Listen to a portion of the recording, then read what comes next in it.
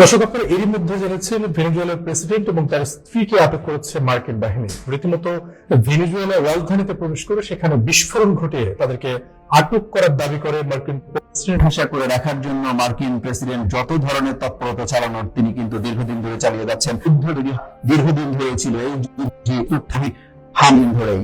একই সাথে মাদক বিরোধী যে অভিযান, প্রেসিডেন্টকে একটা রীতিমতো গায়েব করে দেওয়ার মতো পরিস্থিতি, এটা কিন্তু পৃথিবীতে অনেকটা বিরল বলা যায়। যে ঘটনা যে ভ্লাদিমির পুতিন প্রেসিডেন্ট, তিনি জানিয়েছেন, এরা নিন্দা জানিয়েছেন, এই হামলাকে আগ্রাসন বলেছেন, নানান কথা বলেছেন। আমরা জানি যে বিশ্ব অলরেডি দুটা রিজিমে বিভক্ত। সব থেকে বড় কথা, ইরান, রাশিয়া, উত্তর কোরিয়া, ভেনেজুয়েলা, এরা একটা পর্ষণে পার্টে রয়েছে। একই সাথে ইউরোপের বিভিন্ন দেশের সাথে ইসরায়েল সহ আমেরিকা, তারা একটি পার্ট নিয়ন্ত্রণ চলছে। আমেরিকা বিষয়টা হচ্ছে, তারা কোনোভাবে যদি তাদের স্বার্থের বাইরে যায় তাহলেই তারা বিষয়টাকে অন্যভাবে দেখছে। এদিকে ভেনেজুয়েলা তারা বলছে যে তাদের যে সম্পদ ছিল এবং খনিজ সম্পদ রয়েছে, তেল রয়েছে, তার উপর একটা কুনজর পড়েছে মার্কিন প্রেসিডেন্টের। এটার কারণেই এই ধরনের হামলা চালিয়ে সেখানে যে প্রেসিডেন্টকে তুলে নিয়ে আসা, তার স্ত্রীকে তুলে নিয়ে আসা এবং কোথায় রাখা হয়েছে এখন পর্যন্ত কিন্তু মার্কিন প্রেসিডেন্ট ডোনাল্ড ট্রাম্প ঘোষণা দেননি, জানান নাই। বলা হয়েছে যে আজকে 11টার দিকে, অর্থাৎ ফ্লোরিডার যে স্থানীয় সময় সকাল 11টা, এই মুহূর্তে সেখানে সকাল 8টা 5 বাজে, অর্থাৎ 8টা আরো 3 ঘন্টা পরে প্রেসিডেন্ট আনুষ্ঠানিকভাবে জানাবেন যে তাদেরকে কেন গ্রেফতার করা হয়েছে বা আটক করা হয়েছে বা ধরে নিয়ে আসা হয়েছে, আদতেও তারা বেঁচে আছেন কিনা সেই শঙ্কা কিন্তু করা হচ্ছে। এই মুহূর্তে ভেনেজুয়েলার যে ভাইস প্রেসিডেন্ট আছেন এবং প্রতিরক্ষা মন্ত্রী যে বলা হয় যিনি আছেন, সে জানিয়েছেন যে কোনোভাবে তিনি বেঁচে আছেন কিনা সেটা প্রমাণ করে দিতে হবে, জানাইতে হবে। এখন পর্যন্ত আমরা আন্তর্জাতিক বেশ কয়েকটি গণমাধ্যমে দেখছিলাম, বিশেষ করে আল জাজিরা, রয়টার্স থেকে আমরা যেটা জানলাম যে এই রাজধানীতে যখন হামলাটা করা হয় তখন আশেপাশের ভবনের যে কাঁচ, অর্থাৎ জানালার যে কাঁচ, এখানেও কিন্তু ফাটল দেখা গেছে। এবং এখন পর্যন্ত রাষ্ট্রটির সেনাবাহিনী শুধু প্রতিবাদ জানানো ছাড়া কোনো ধরনের পদক্ষেপ নিতে পারে না। আমরা জানি যে চীনের সাথে একটি ভালো সম্পর্ক আছে ভেনেজুয়েলার, এবং চীনকে তারা তেল সরবরাহ করে। এটা নিয়েও কিন্তু মার্কিন প্রেসিডেন্ট বেশ কিছু নিষেধাজ্ঞা জারি করেছে। এখন পর্যন্ত মিত্র দেশ হিসেবে আমরা দেখেছি যে ইসরায়েলের পাশে মিত্র হিসেবে যেভাবে মার্কিন প্রশাসন দাঁড়িয়েছে বিগত সময়ে, ভেনেজুয়েলার পাশে তাদের যে মিত্র আছে তারা কি দাঁড়াচ্ছে ঠিক মতো? এখন পর্যন্ত কি মনে হয়? কথা হচ্ছে বিশ্বটা যুদ্ধের দিকে ঠেলে নিয়ে যেতে চায় কিনা। এখন মার্কিন প্রেসিডেন্ট তাদের যে ডেল্টা ফোর্স, এই ডেল্টা ফোর্সে হামলা চালিয়েছে, অর্থাৎ সন্ত্রাস বিরোধী হিসেবে পরিচিত এই ফোর্সটি। কোথাও সন্ত্রাস যে কার্যক্রম চলছে তাদেরকে মূলত ট্যাকেল দেওয়ার জন্য, ঠেকানোর জন্যই এই ফোর্সটা কাজ করে। অর্থাৎ পরিষ্কার যে এখানে মার্কিন প্রেসিডেন্ট ডোনাল্ড ট্রাম্প কি উদ্দেশ্য নিয়ে সেখানে হামলা চালিয়েছেন এটা পরিষ্কার। আপনি যেটা বলছিলেন মিত্ররা যাবে কিনা, আসলে আমরা জানি যে রাশিয়ার সাথে ইউক্রেনের যুদ্ধ চলছে দীর্ঘদিন ধরে।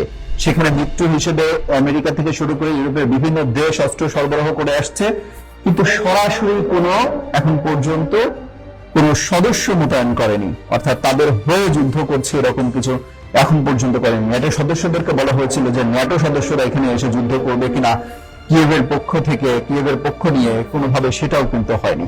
অর্থাৎ এই ধরনের যখন যুদ্ধ চলবে, আমেরিকার মতো পরাশক্তি একটি দেশের সাথে যখন কোনো দেশের সাথে যুদ্ধ চলবে, কোনোভাবেই চাইবে না যে অন্য আরেকটি পক্ষ জড়িয়ে যাক। আমরা মিত্র হিসেবে চিনি চীনকে, আমরা মিত্র হিসেবে চিনি ইরানকে, আমরা মিত্র হিসেবে চিনি যে ভেনেজুয়েলার মিত্র রাশিয়া এরই মধ্যে নিন্দা জানিয়েছে, তারা নিন্দার কথা বলছে। ইরান এরই মধ্যে বলেছে যে জাতিসংঘের যে আইন, সেই আইন কিন্তু লঙ্ঘন করে ফেলেছে আমেরিকা। তারা ইচ্ছে মতো সেখানে ঢুকার পরে হামলা চালিয়েছে। তাদের প্রেসিডেন্ট যারা আছেন, প্রেসিডেন্ট নিকোলাস মাদুরো, তার স্ত্রী, তাদেরকে তুলে নিয়ে যাওয়া হয়েছে। কোথায় তুলে নিয়ে যাওয়া হয়েছে এখন পর্যন্ত পরিষ্কার করে বলা হয়নি, জানানো হয়নি। অর্থাৎ অন্য কোনো দেশ যে সাথে যুদ্ধে জড়িয়ে যাবে মিত্র হিসেবে নিন্দা জানানো ছাড়া আপাতত সেই শঙ্কার কোনো সুযোগ আমি দেখছি না। আমরা বিভিন্ন সময় আন্তর্জাতিক পরিমণ্ডলের পরিস্থিতি যেটা দেখি, রাশিয়া, আমেরিকা, চীন সবার সাথে একটা বৈরিতা, একটা সময় বৈরী আবহাওয়া তৈরি হয়। এবং কিছু সময় পর দিয়ে দেখি সবাই এক টেবিলে বসা এবং তারা শান্তির জন্য আহ্বান জানাচ্ছেন।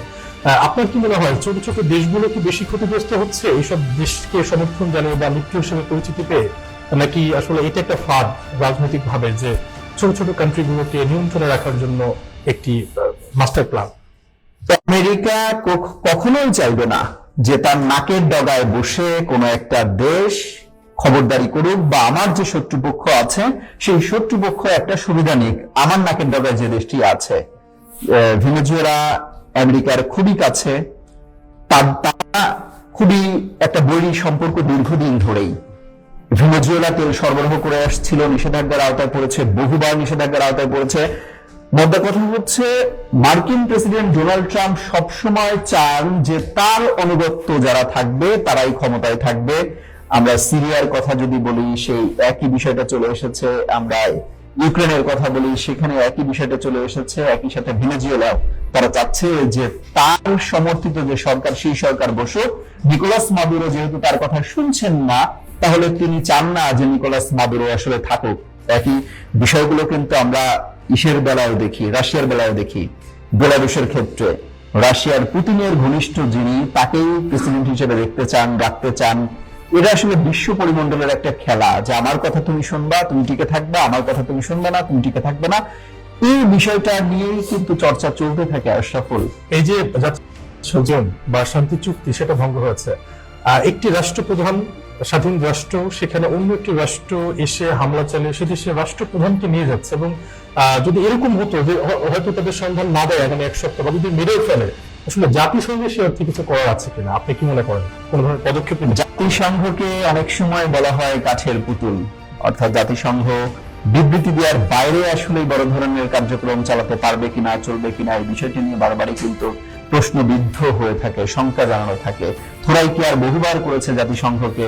আমি যদি বলি যে রাশিয়ার প্রেসিডেন্ট ভ্লাদিমির পুতিন তিনিও থোরাইকিয়ার করেছেন বহুবার।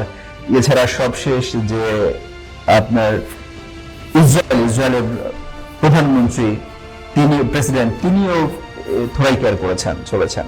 সবকিছু মিলিয়ে জাতিসংঘের যে ভূমিকা, সেই ভূমিকাটা আসলে কাগজে কলমে পর্যন্তই থাকে।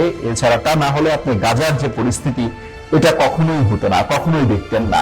যেভাবে হামলা চালানো হয়েছে, যে পরিস্থিতি তৈরি করা হয়েছে, নারকীয় পরিস্থিতি তৈরি করা হয়েছে গাজায় দীর্ঘদিন, সেখানে জাতিসংঘ কেন আন্তর্জাতিক সংস্থার কেউ টু শব্দটাও করেনি, কথা বলেনি খুব একটা। অ্যাক্টিভিস্ট যারা ছিল, পরিবেশবাদী যারা ছিলেন, তারা কিছুটা কথা বলেছেন। মানবাধিকার কর্মী যারা ছিলেন, মানবাধিকার নিয়ে যারা কাজ করেন, তারা কথা বলেছেন। তার বাইরে আসলে কিছু করার থাকে না। জাতিসংঘ একটা প্রতিষ্ঠান, তারা কে চালায়? আমেরিকা চালায়। আমেরিকা দেখেন জাতিসংঘের আন্ডারে যতগুলা আপনার অনুদান ছিল, ইউএসএআইডি বলেন, অন্যান্য ইউনিসেফ বলেন, এইসব বিষয়গুলো কাট অফ করে দিয়েছেন মার্কিন প্রেসিডেন্ট ডোনাল্ড ট্রাম্প। তার ইচ্ছাই এটা হয়েছে। তো বুঝতেই পারছেন যে এটা নিয়ন্ত্রণ করে আসলে আমেরিকা। ধন্যবাদ আপনাকে। দর্শক, আলোচনা করছিলাম ভেনেজুয়েলার প্রেসিডেন্টকে মার্কিন বাহিনী আটক হয়েছে এবং এখন পর্যন্ত তার সন্ধান জানানো হয়নি। মার্কিন প্রেসিডেন্টের সবশেষ দেয়া তথ্য অনুযায়ী স্থানীয় সময় 11টা, অর্থাৎ এখন থেকে আরো বেশ কিছুটা সময় পর সংবাদ সম্মেলন করে আনুষ্ঠানিকভাবে জানানো হবে কেন গ্রেপ্তার করা হয়েছে। এর আগে জানিয়েছে কখন তাদেরকে ছেড়ে দেওয়া হবে এবং তাদের অবস্থান সবশেষ কোথায় আছে বা কোথায় আটক করে রাখা হয়েছে। আমরা সেই অপেক্ষায় করছি।